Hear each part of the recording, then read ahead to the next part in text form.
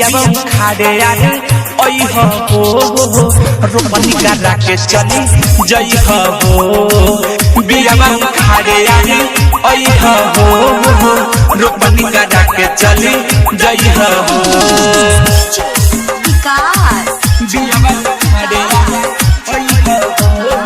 diamond recording studio